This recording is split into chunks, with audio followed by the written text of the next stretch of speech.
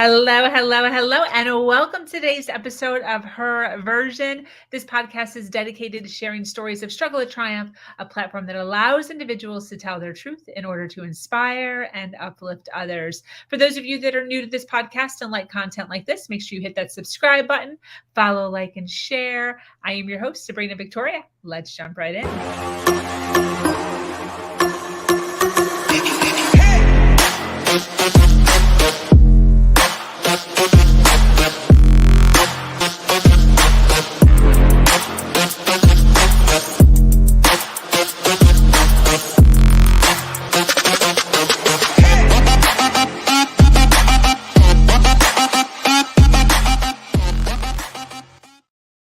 I love it when I see my guests dancing in the background. Fun, right?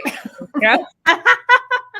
For those of you that are already jumping on live, thank you so much for being here, for hanging out with us. I always ask my listeners to please share the video wherever you're watching us at so we can reach more eyeballs and more ears. But thank you so much for joining us today for this episode of Her Version. This podcast is built on storytelling and the understanding that many times our greatest learning experiences come from listening to other people's stories. Today, I'm speaking with an amazing woman named Elin Barton. Elin is the founder and CEO of White Knight Productions, a video marketing company that works with clients as large as Goldman Sachs and American Red Cross to small and mid-sized businesses and nonprofits. She is here to share a story of how she found her grit and how she often has opportunity, or how often our opportunities are disguised as challenges. Super excited to hear all the goodness this woman has to share. Welcome, Elin. How are you? Hey, thank you so much for having me. I'm awesome. Yes, I love it. Thank you so much for being here, for hanging out with us, and for understanding how important it is for us to share our stories and to give value to all of the people. You know, there's so many individuals, myself included, way back in the heyday, and even now, right? We're all dealing with new stuff sometimes. People go from being married to divorced and divorced to married, from having no kids to kids, from having no dog to dog. We're dealing with death. We're dealing with getting laid off, getting fired. And every day's new, and there's new challenges where we think everything's hunky-dory, and then all of a sudden we're hit with stuff. So I so appreciate women like you who come on, who share bits and pieces of their story. This way, when we are hit with some sort of a challenge or some sort of a darkness, we have a place to go where we can hear similar stories and get some ideas on how we can kind of push through. I love that you said when and not if, because it is inevitable. You know, like, it's the one thing we can count on is change. And life is, we're all faced with challenges from time to time. Yes. So yes, ma'am. We know how to call on our grit when that happens. Yes. Well, I'm so excited to sit down with you. I'm so excited to hear the awesomeness that you're going to be sharing with us today, not only in what you're doing now today, but also just your journey as to how you got to where you are. So the first thing that I want to ask is, when you think about your journey, when you think about the story of where you started to where you are now, where was the pivot? We want to hear about a story or a challenge that you came across in your journey. I know some of us have a plethora of them. And then what you learned from that journey, where it kind of pivoted it you to. Yeah, great question. And I can think of several answers, but I'm going to go right for a really dramatic story of something that happened with me and my business. And this is a story I tell often. It's a story of struggle and challenge and the deep, deep, dark place that none of us really want to go to, but we do, sometimes find ourselves there. So this happened to me after I had been running my business for a few years. And really, I started out with no business background and not really knowing what I was doing. Somehow found success. Don't know how that happened, but it did. We grew quickly. And then a few years in, we lost a really big client and just kind of spiraled. It was it was a mess. I was trying to keep my staff and lost a big part of my revenue. I didn't really know how to fix that. And it just got worse and worse. And there was more and more debt. And it was bad. You know, like at one point felt like I had lost everything. Although in reality, that wasn't exactly the case. We didn't quite go bankrupt. We didn't quite lose the house. We didn't quite lose the car or the business, but it was very close to that point. And I have a lot of like still PTSD from that time. Wow.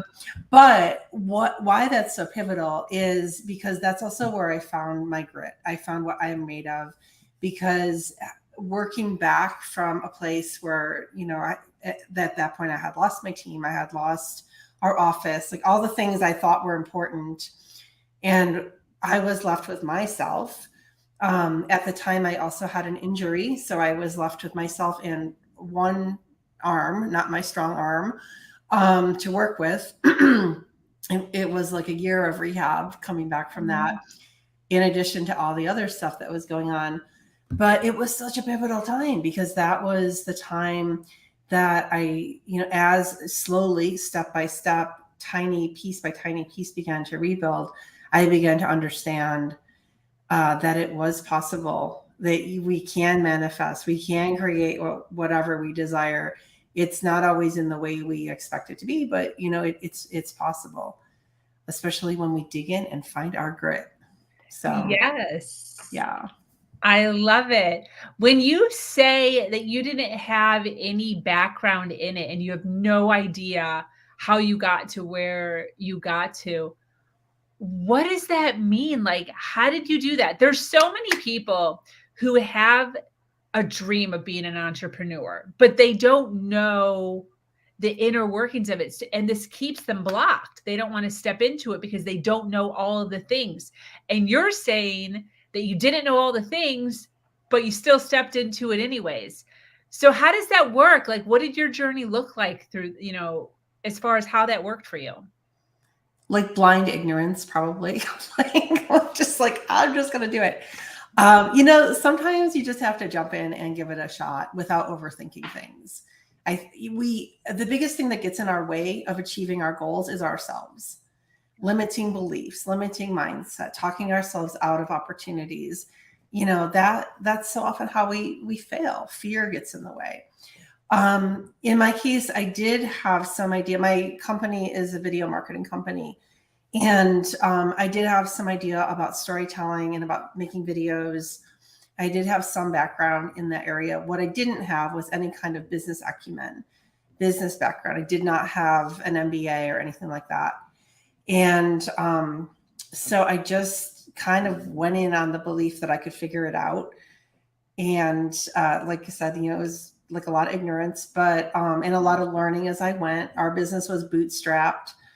So that presented its own challenges. I didn't know I could get financing.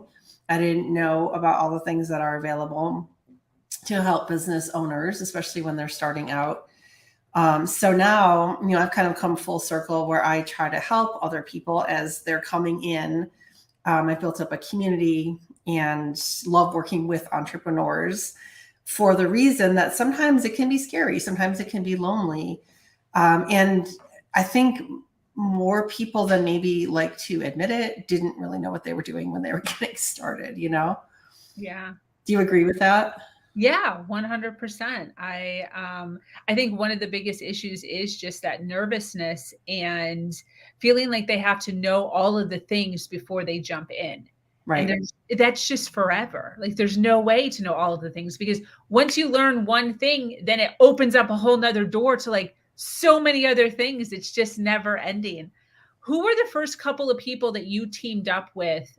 Like for instance, like a banker or an accountant or something. Who are the first people that you teamed up with to kind of teach you a few things? Oh gosh. Well, I guess I started going to some women's networking groups and met some, you know, kind of friends through those groups, and then got into some entrepreneurial assistance programs where they teach you the basics. It costs like, I don't know, like $60 or something, and you go and you learn the basics. Through those local programs, I was introduced to some people locally, and eventually did connect with a really good banker who was helpful and who believed in me. I was, I really didn't know what I was doing. I'd give her like projections, and she was very encouraging, but they were made up. I didn't know. Yeah. I kind of told her, I was like, I don't really know. But she liked what we were doing. And so I also got lucky that there were some people early on that did believe in us and were willing to take a chance on us.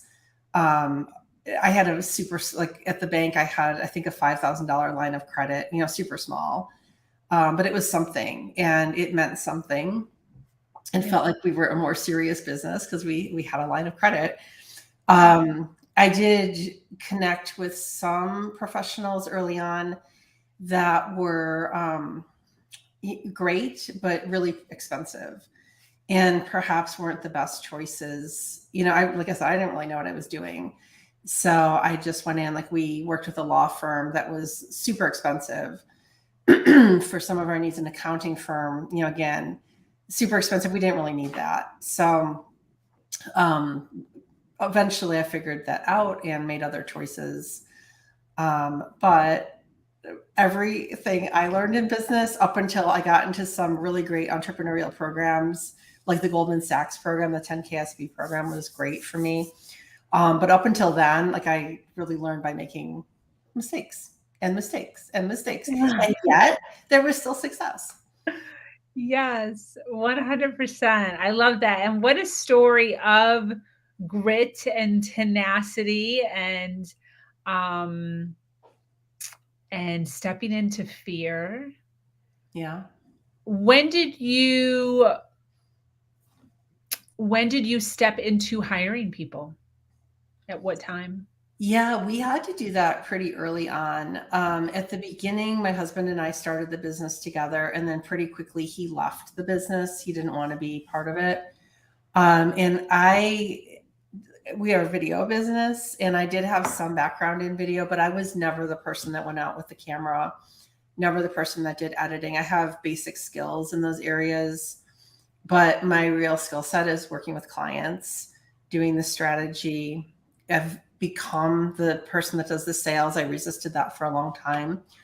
But that's my role. And so we had to hire someone to help us with videography, editing, and such pretty early on. And I happened to get lucky. That entrepreneurial program I mentioned, I went to the like $60 one. I was in this little auditorium at the community college with a bunch of other people that were starting businesses. And we all had to stand up and introduce ourselves and say what we did. So I did. And there was another guy there. His name was Sergio, and young guy. And he also was into video. So we talked, and he was my first employee. As it turned out, he was amazing, so talented. We were so lucky. I believe in manifestation. I believe we attract some of these people into our orbits and our lives. I wasn't intentionally trying to do that when I went to that course, but I got really lucky. And he was my first employee, and he was really integral to growing the company because he was so talented, and we kind of grew it together at the beginning. Wow. Yeah, I can tell you my story, but I can't say do it this exact way because there's just a lot of crazy. Yeah. But the cool thing that you're really highlighting is you didn't decide to be an entrepreneur and then sit on your butt or alone in your office and just kind of grind it out. You were out there. You were doing things. You were meeting people. You were shaking hands. You were getting involved. And that's what really grows your network, is linking up with other individuals, finding the holes, I guess, in your journey to be able to fill along the way. And the only way that you can do that is if you're out and about. And that's also where the sales are. The sales are are also out there too. So you have to leave your confines, even if it's a Zoom call, but you have to leave your confines, and you have to speak and chit chat with other people out there. When you were going through your, the one challenge that you mentioned here that was a big hit, or any of the other challenges or kind of darkness that you've flowed in and out of throughout your life, what would you say is the steps that you take to pull yourself through or out of those dark places to kind of get back on the horse? Great question. Great question. I think what it is just I'm wired to be in action. I get more stressed out when I feel like I'm not in control and I don't have any action steps. So I just always try to find, like, even if it's a small thing, some step to take. It could be as simple as opening the computer and doing some research. It could be sending some emails. It's like I think I feel more stuck and dark if I'm stagnant and I don't have any movement, and so I guess the way out is always to just try to figure out what is the next teeny tiny itty bitty step I can take. Even if it's, like picking up the phone, writing an email, simple, going for a walk. I never feel like you can know the whole plan. Sometimes you really can just know what you're going to do in the next half hour. Yeah. So movement or action, I guess. I think so. I think that, when I really think about it and try to break it down, it's just trying to get some momentum, however small. Because without that, to me, it just feels like that's scary. If there's no movement at all and no, I just feel like there has to be something pulling you forward. Yeah, for sure. How long do you give yourself to sit in the muck of it where you're feeling sorry for yourself? What's kind of your average? Well, I try not to stay there too long, honestly.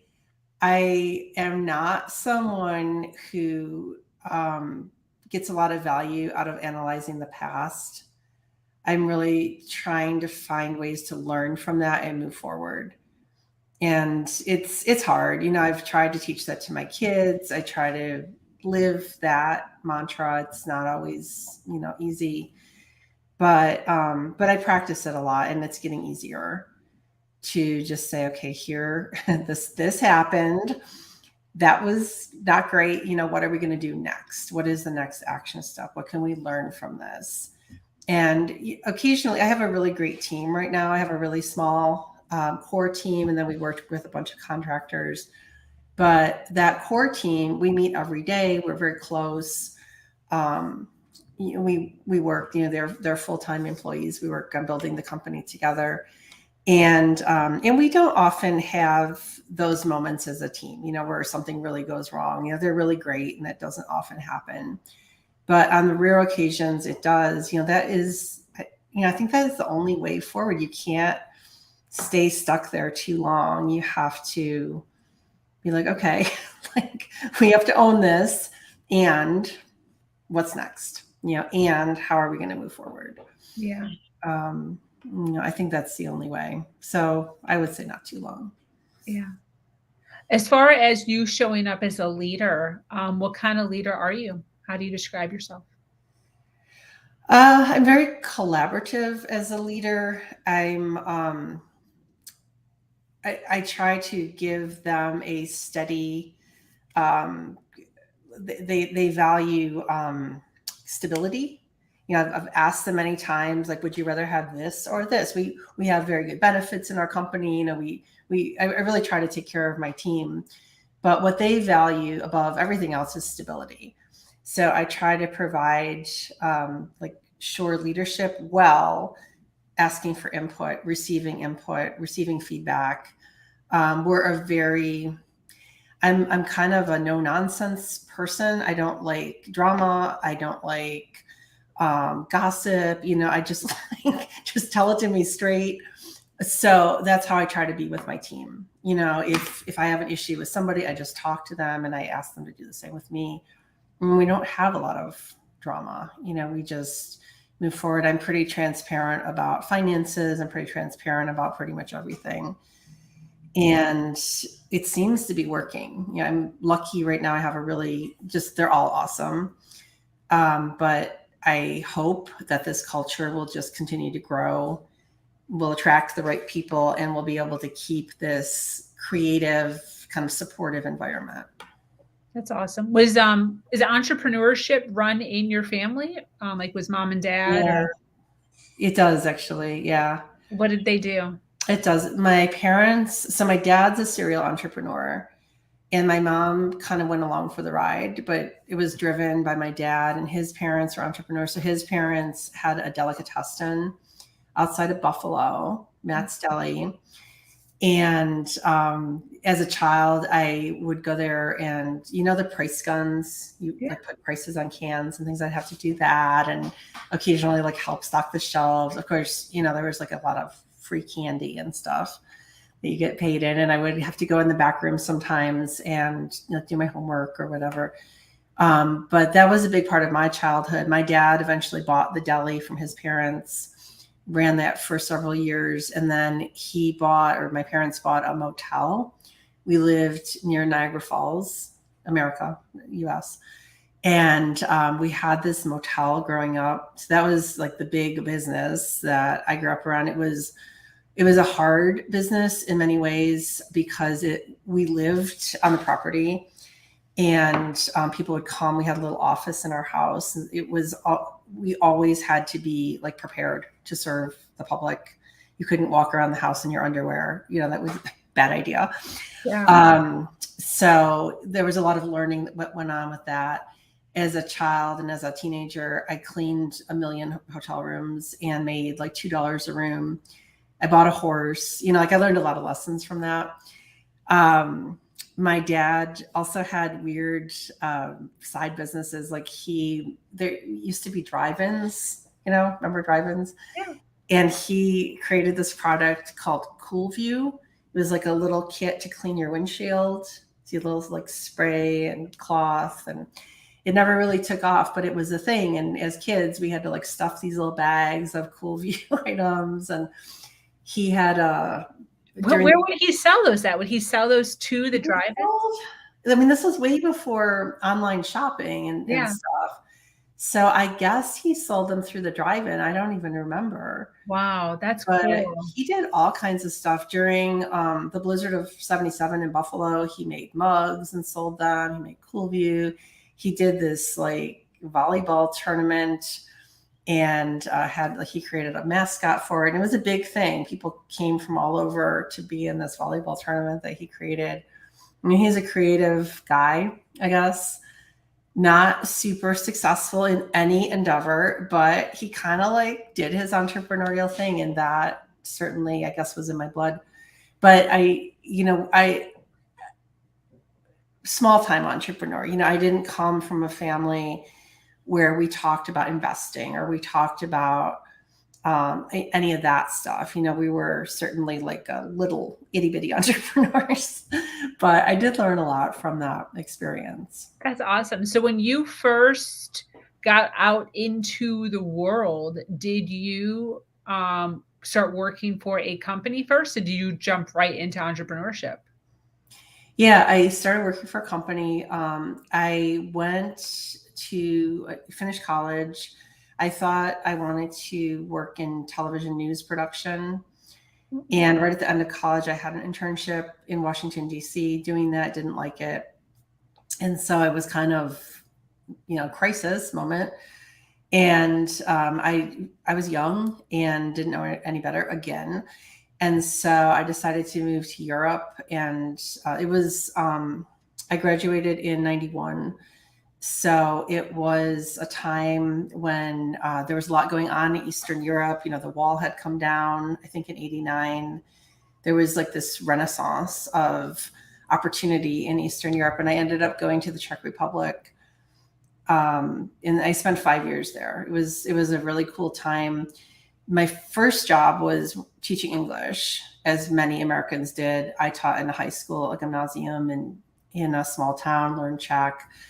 And then I moved to Prague and worked at a video production company. I worked in the film studio. I worked for a radio station too, which was really fun. But that was fun. And that was where I began to learn a lot of skills in my field, because in those smaller companies, I had to do everything. In the film production offices, less so, but we had to do many things at the same time because there were so many moving pieces, just organizing all the things you have to do to make sure the production runs smoothly. So I learned, I'm sure I learned there to be like calm and like all this stuff can be going on. And I'm like, okay, what is the next step? Yeah. Wow. So you were in and around movie and production from like young. Yeah.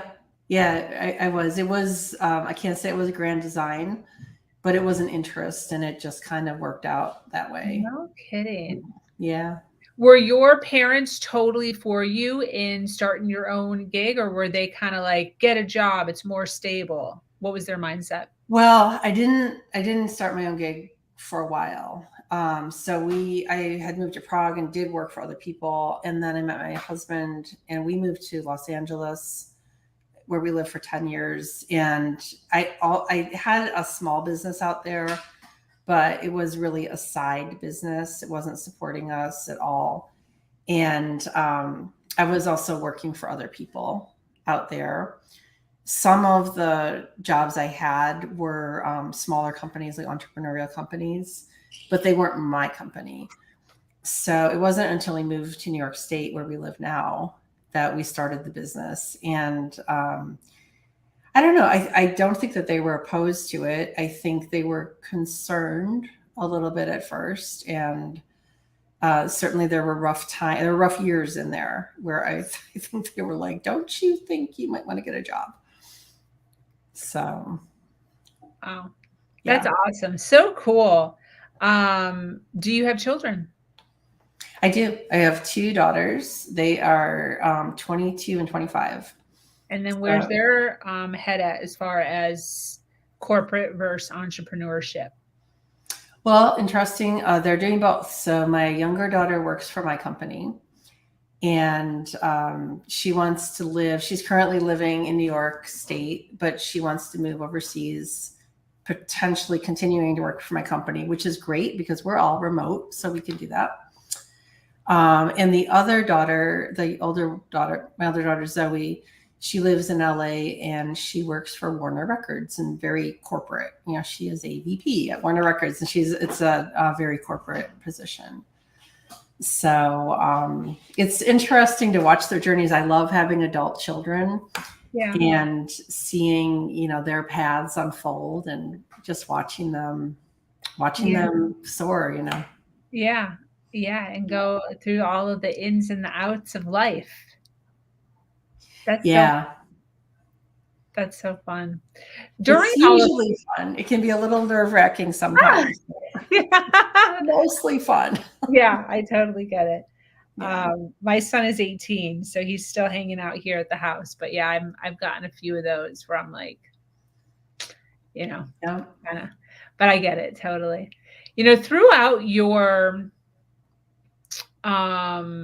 journey here, I want to talk a little bit on limiting beliefs. Because I think a lot of times when we're talking about entrepreneurship, which seems to be what we're covering here, there's some fear, there's some imposter syndrome, there is a lot of self-doubt, unworthiness, not enough, that so many people deal with, that either keeps them stuck where they don't go into entrepreneurship at all, not even like as a side hustle, or 2, they stay very small in their business because they're too afraid to kind of get loud and kind of step into their power or their niche or their expertise.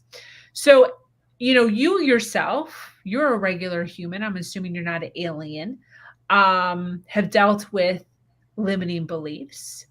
Can you share with us one or two of those and how you've had to kind of overcome or kick those aside or reframe? Yeah, great question. I love that question. I love this topic. And I'm glad. I think maybe 10 years ago we weren't really talking about this, maybe 20 years ago. I don't know. I lose track, but I love that we are talking about this now, more and more in general. It's so important. But yeah, I mean, like everybody, I have had so many limiting beliefs, many of which came from childhood. Money is a topic that I love to unpack because there's so much there. And like I said, my family were kind of small time entrepreneurs with small businesses, and they came with a lot of limiting beliefs around money, which I inherited and have had to really work on to break through to believe that I deserve to, have certain things or make a certain amount of money. I don't need to feel guilty about making more money than my parents, for example. It's crazy how much stuff, how much baggage we bring with us, from all of that. And it really interests me. I'm working on, I wrote a book called Ready, Set, Grit, kind of inspired by that whole difficult experience I told you about. And I'm toying with another book about money because it just interests me so much how much of a trigger it is for so many people and how we struggle with this.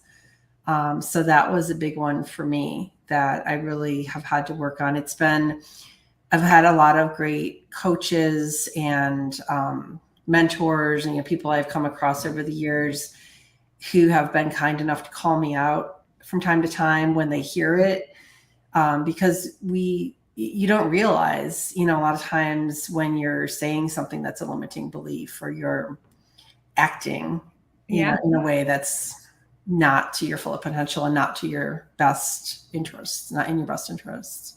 Yeah. Can you talk a little bit about your being hesitant about making more money than your parents? Because that is huge, Yeah. not only with parents, but with siblings. Yeah. So can you talk a little bit on that and how you've had to kind of reframe it for yourself? Yeah. I mean, for me, it was a long process of really working through my feelings about money and getting from the scarcity mindset, which I grew up in. I didn't ever call it that before. I didn't recognize that that's what it was. But once I started to learn about this scarcity versus abundance language, how important language is, I started to really be aware of it. And I can hear it in my family, all the time. And they're very judgy about what other people make and what other people should be able to afford. And it's really interesting when you start paying attention to how people are talking and what they're saying. It's like, it's just, no judgment. It's just like interesting. Yeah. But an example, maybe not, it's potentially not exactly answering your question, but a couple of years ago, I was able to upgrade my car to a much nicer car. I'm not really a car person, but I really wanted to do this. I felt like it was a way to up level just the way I was showing up in the world. I was able to afford it. And I just made the decision to get this car. I love my car, actually. But when I first got the car, I was like, oh, I'm going to go to my dad's house. And what's he going to say? He's going to be like, whatever. And I was like, oh, I'm going to drive to work. And we rent an office for my company. And I was like, oh, my landlord, what are they going to think? Because, they knew I had been struggling and now I have this nice car. And I really had to work through that. Like, it's crazy. Wow. It's weird to say it out loud, but I really had these thoughts, they were tangible. And I had this like little bit of anxiety over this I was like, oh, what are they going to think? And I don't even care what people think. I like to tell myself I don't really care what people think. Yeah. But I did have to work through that and just talk to myself and get to the point where I was like, wait, you deserve this. This feels good. We're showing the universe that we're going, here. And anybody that's not on board with that is just not your people. Yeah. But it's hard. And it's hard when family is involved. I'm lucky that my family is supportive. Mm-hmm.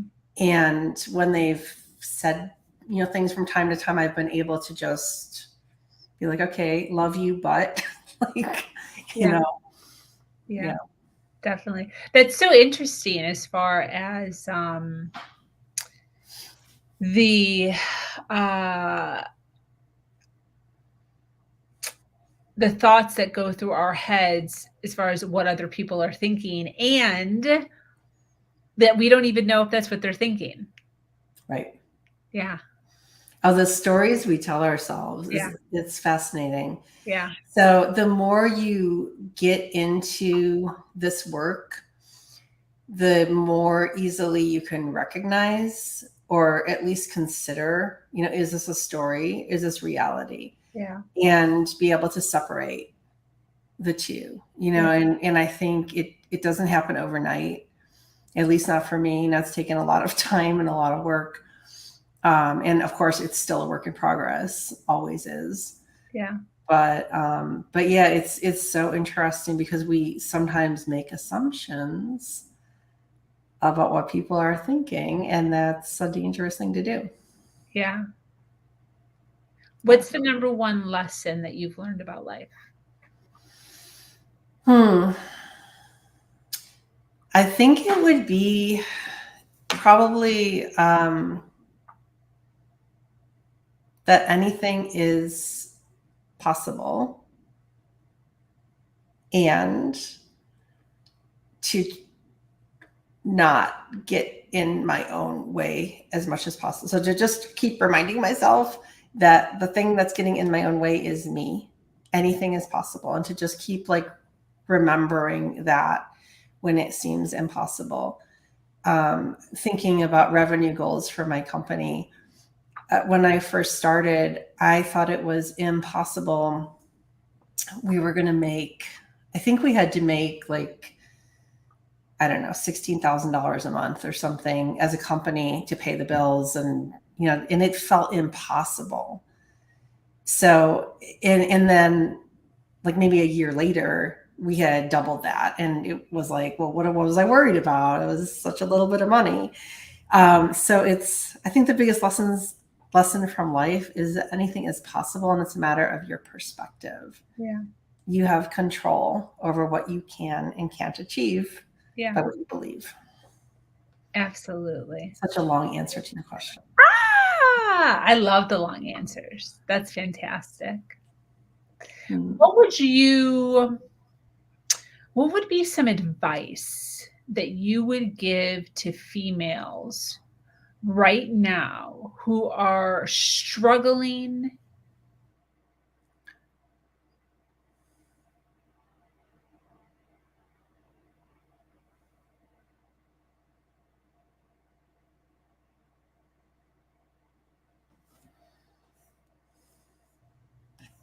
Can you hear me? Oh, can you repeat your question?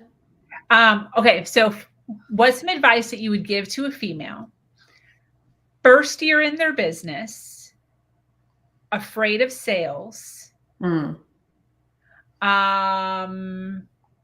dealing with imposter syndrome? This is happening everywhere. Mm-hmm. Oh yeah, been there, done that. Absolutely. I would say, come what may, you're going to have to embrace sales. I resisted this for a long time. What helped me and what made the world of difference is coming at it from a place of service. I'm providing a service. I'm helping people. This is helping people. I really believe in what I'm selling, and I'm helping you. it's not for everybody. Understand not everybody is your customer, and it's okay. Don't take it personally. Yeah. Come at it in a way of service, and recognize the importance of networking and relationship building. So it's like, to me, it's a lot less overwhelming if I think about, okay, just building relationships with the right people, real relationships, not fake relationships, not using people, but actually like building relationships that matter with the right people that can help advance my business has been game changing for me.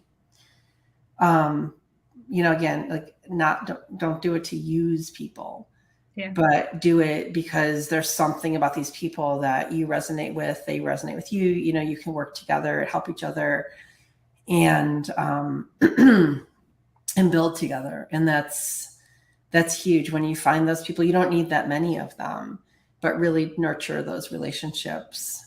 Yeah. And build. I think it's less scary than thinking. It can be so overwhelming to think, oh, it all rests on me. I have to do sales. I don't want to do sales. I'm overwhelmed. I'm shy. I'm, whatever. It's just, a conversation at a time, and it's being of service, and it's recognizing that the person you're talking to might not be the person that buys your thing. Yeah. They may refer you to somebody. They, may not. All you can do is put it out there. Yeah, definitely. Takes the pressure off. Yes, 100. Where's the first place that you went to find customers? Were you on the phone? Did you go door to door? Were you Zoom networking? I did everything. I have done it all. When we first started, we got lucky and we grew quickly by word of mouth. I live in a small community, and we were doing really good work. So we got lucky in that way, but that didn't last forever.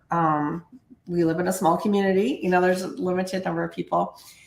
So I, along the way, teamed up with these couple of people. There was an old-timey, older retired guy that had started an agency on Long Island, and he moved up here. And he was like old-fashioned in a lot of ways, but he taught me a lot about networking, about getting on the phone, and not taking it personally. So we just used to share an office space. We had our own offices in the same space across the hall. So I'd hear a lot of his conversations, and I would try to like emulate him. Sometimes I would do cold calls from time to time.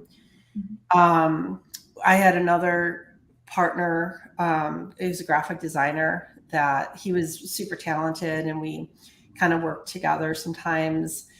And we used to go out and we would just go to like Cooperstown or Oneonta or, some town.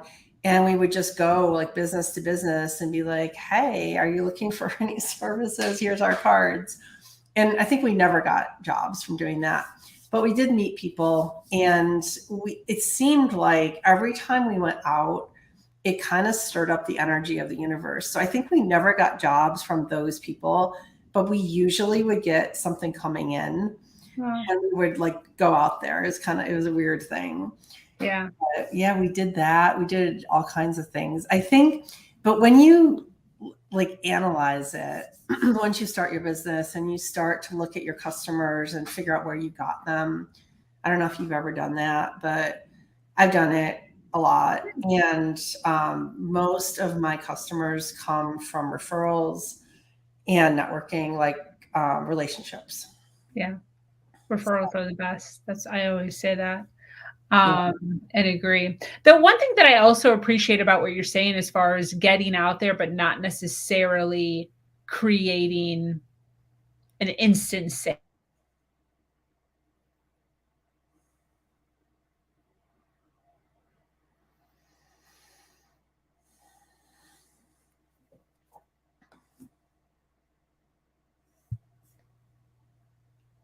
When I'm doing stuff like that, I feel more like put together. I feel more put together as a business. I feel more put together as a professional, as an entrepreneur. I'm like working my business. I'm hustling.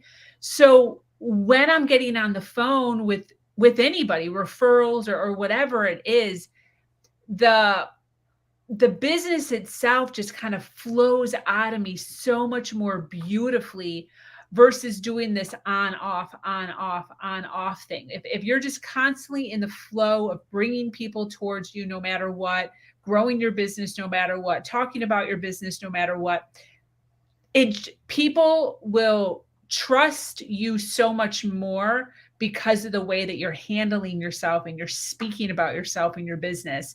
So I think it's almost imperative. Is that a word? Imperative to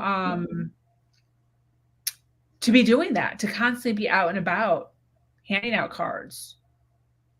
I think so. And I'm glad that you said that, because it's an important point to bring into the conversation. And that's about authenticity. It's like, I think when you're speaking your truth, you're speaking from your heart, you're speaking to your people, the right people will find you. Yeah. And maybe it's not the one you're talking to, maybe they have a friend they're going to refer or something. Maybe they won't. Like, every single person you talk to isn't going to result in a sale, most likely. Yeah. But it is just getting it out there, stirring up the energy, and like you said, you feel that you feel like you're serious. You're sending the universe a message that you're serious. Yeah. Sending yourself a message. Yeah. Sending yourself a message 100%. I always say that it's really hard to get excited about a business, like somebody else's business, if they're not excited about it. Yeah, definitely. So you can feel that. You can feel, like, I do tons of networking calls every single day, and I can feel when somebody is like excited about what they do and excited about their business. You can hear it in their voice. You can see it in the twinkle in the eye. You can see the dimples forming. Like, there's a difference in the way that people show up for their community, for their business, for their bank account. And we're drawn more towards those individuals who are moving and grooving. Mm-hmm. That's true. And if you do run into challenges in your business, you might have to fake your love for it for a little bit. But it is important to find that spark. Yeah. And dig into that why. Yeah. Why are you doing that? What impact are you making? Who are you serving? Yeah. So that you can, so much of success, I think, is about energy and like what you're putting out there, what you're attracting. It sounds so woo-woo, I guess, but it's so true that, you can't just, I don't know. Like, I don't respond to people that are really negative or, nasty or whatever, like, it's not the vibe I want to play at. Yeah. Low vibrations. Low vibrations. Yeah. I don't, and it's funny because then the people we attract, like, I can honestly say every single client we have at White Knight, I really like them. I really like what they're doing. Some of them are large corporate clients, some of them are smaller, but somehow all these people have found us. We found them, and they're all like, we don't have any annoying clients, like, we like them and we care about helping them in an authentic way. And I think that's important. Yeah. I think when you start not being excited about your work and not caring about the people you're helping, then it drags you down, Yeah, definitely. You lose focus and burn out a whole lot quicker. That's for sure. Yeah.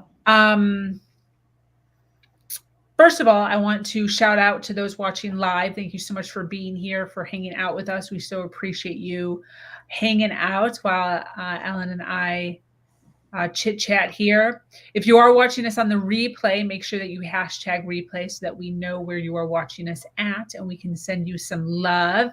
If you are watching us live, we would appreciate you sharing the stream wherever you are so that we can get more eyes on the content.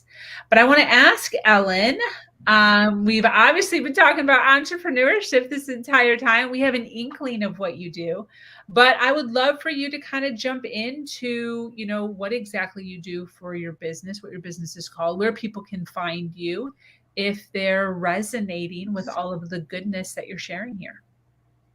Yeah, awesome. I would love to. So I have two main businesses that I run. My video marketing business is called White Knight Productions. Our website is whiteknightpro.com, and Knight has a K, very important. So white, KNIGHT, pro.com. And there you'll see our work. We make videos, we create social media videos, website videos, training videos, add like explainer videos, we do animation, all the things you can imagine with video, graphic design, marketing, all of that falls in that bucket of White Knight. And then I have a second business, and this all falls under the boardroom. The URL is theboardroom.vip. This is a free group that I founded for entrepreneurs to come together. It's different from your group, Sabrina. It's people from all over the country, men and women. And it's just a supportive place. It's something I founded, and you'll be speaking on it in a couple of weeks. I bring in speakers every 2 weeks, and it's just a place for entrepreneurs to get support. Founded it after or during going through that rough spell in my own business and not having the support I wanted. So it's just another resource for people. As part of that business, I am running this really cool thing that starts in a couple of weeks. It's a manifestation sprint. It's a 6-week sprint for people that want a jump start on mindset and good vibes, and to make sure that they manifest the things they want in 2023.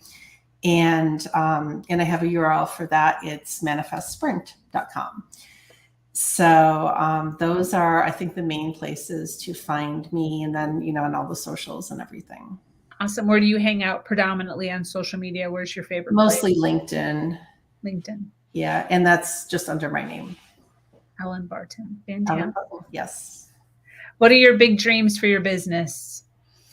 Ooh, well, I have revenue dreams, and my big dream is I have a 10-year plan for my business, and what I want to have happen in the next 5 years, I really want to work on growing revenue and building the business aggressively. And then during the following 5 years, I want to work on transitioning ownership to my employees. And I'll maintain ownership, but I want to share it out more. Like I said, I have a great team, and I really want that to be my succession plan, is to have them take more control of the business and run with it. I want it to go on. We've worked so hard, a lot of blood and sweat and tears gone into the business, but it's great. We're doing great work. I'd really like to see it continue. Wow, that is fantastic. Yeah. Why do you do what you do? Well, I probably two answers, because I have the two different businesses. With White Knight, it's really about serving our clients and helping them tell their stories so that they can reach their goals. We're super strategic and goal centered. I love that. It's like a puzzle.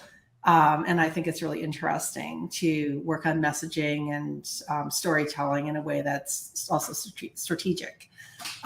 With the boardroom, why I do that is very different, and it's all tied into my own story and just a very strong desire to create community and to help people that want to grow their businesses and maybe are feeling a little lonely or feeling a little stuck, or any of the above. So that's just, I always think of that as more of a passion project, and my accountant is like, no, think of it as more of a business. So it is both. And I coach a couple of people. I'm not, I only coach a handful of people, but I enjoy that as well. It is not my main gig, but I like it because, again, it's just like supporting people. Yeah. Who are looking to grow. Yeah, definitely. Well, I loved this. Thank you so much, Ellen, for sharing some of your goodness and nuggets of information and all the awesomeness that you're doing in your world right now. Any closing thoughts before we wrap up? Well, before we wrap up, I want to say thank you. This was really fun. You are very good at this. Thank you. You described yourself as what, like Oprah meets Joe Rogan. Joe Rogan. There you go. You got a good thing going here. Thank you. I appreciate you saying that. Yeah, no, I'm really excited for you. Closing thoughts before we wrap up, I guess, is just a couple of times you've mentioned that some people in your audience are starting and they're unsure. They're maybe fear is holding them back, or maybe money, or whatever. I would say life is short. You're mostly going to regret the things that you don't try, not the things that you do. Even if you fail, you're going to learn. So there is no failure. There's just lessons after lessons. And gosh, I don't know. I would like to be on my deathbed knowing I had tried, many different things. And I hope that people will be able to step outside of their comfort zone, take a shot. If you start one business and it isn't quite right, maybe there'll be a way to pivot, or you just don't know until you jump in. Yeah, you just don't know. That's the thing. You have to jump in to find out. Jump in the pool. Yeah. 100. Yeah. Well, I so appreciate you being here, for hanging out with us, sharing some of your goodness. For those of you watching live or on the replay, if you resonated with any of the goodness that Ellen shared today, make sure you check out her website, which is above her head area, and also in the description below. I think she has 2 websites in the description below. And then she predominantly hangs out on LinkedIn under Elin, Elin Barton. So make sure you find her, drop into her DM, say hello. We love to connect people here on this platform so that we can all continue to rise. I want to thank you so much for being here on this podcast. Her version, this community is expanding every single day and is filled with females who are striving to do better than they did yesterday. For those of you that are new to this podcast and like content like this, make sure you follow and subscribe. If you have an amazing story, make sure to reach out to me at hernation.life. I am your host, Sabrina Victoria, and I'm so grateful to be here sharing a platform that allows people to share their truth and inspire others.